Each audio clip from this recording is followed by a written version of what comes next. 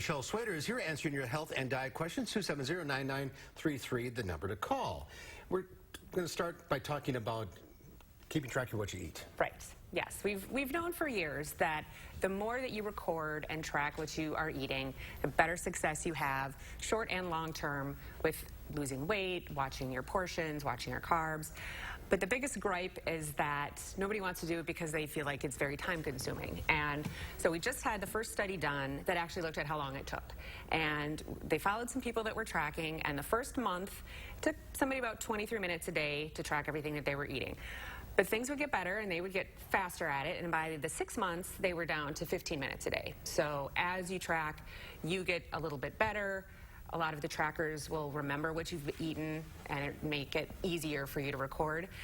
So basically the bottom line is if you can carve out a few minutes a day, you can take what you're already doing to the next level and have more success. But you need to measure everything and know the portion size. Right. If you don't measure and you enter the wrong information, you're not going to obviously have as accurate of a result. So definitely weighing and measuring as much as possible. And keep at it every day. Yep, and keep at it every day. Some people find that they leave and come back to it, or they just need to record all the time.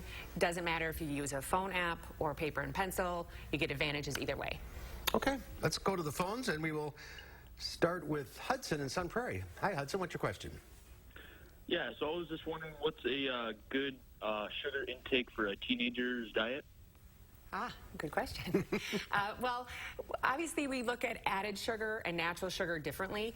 So natural sugar, lactose that would be in milk, sucrose and fructose that's in fruit and items like that, we're not too concerned about. But we like to try to keep it basically to about 10% of the calories from added sugar. And that has always been tricky to find out because it was never really on the label. The labels are changing now, so you can see the total carbohydrates, and they're also adding the added sugar, and that's the sugar that you want to try to limit. So can teens have a little more because they're so active? Or? They usually get more calories because they're more active, so they automatically get a little bit more, but the American Heart Association recommends 10% pretty much across the board. So if you get more calories, you definitely are allowed a little bit more sugar, but obviously keeping the added sugar low is what we want. Okay, let's go to Darlene in Verona. Hi, Darlene. Hi. Hi, what's your question? Yeah, I wanted to ask her what she thought about the keto diet. Right, very popular right now. And I must say, as full disclosure, I counsel a lot of patients who are on the keto diet. So I do have people that see success with it.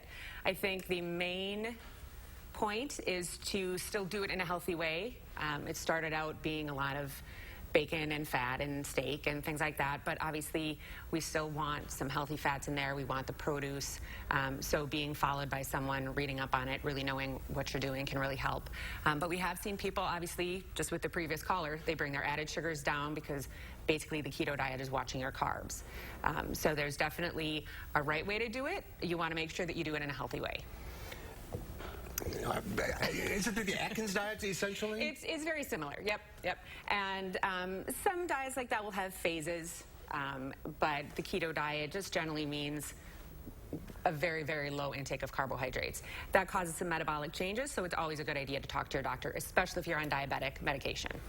And when can you see effects? How long down the road? Usually the changeover to kind of go into ketosis usually takes anywhere from 3 to 5 days, and after that you see the most rapid weight loss is going to happen at the beginning, and then basically as long as you stay on it, hopefully you'll get some good results. People just notice that they lose a little bit more weight a little bit faster in a ketosis diet, but it's definitely and it's an intense diet, but it works. You really have to be committed and pay attention a lot to your food, and of course that write down your food. Write down your food because you're going to be wanting to watch your carbohydrates. That's where we started. Yeah. We're out of time. If you're on the line, to stay there. Michelle will talk to you off the air. We'll see you next month. All right, thank Chris you.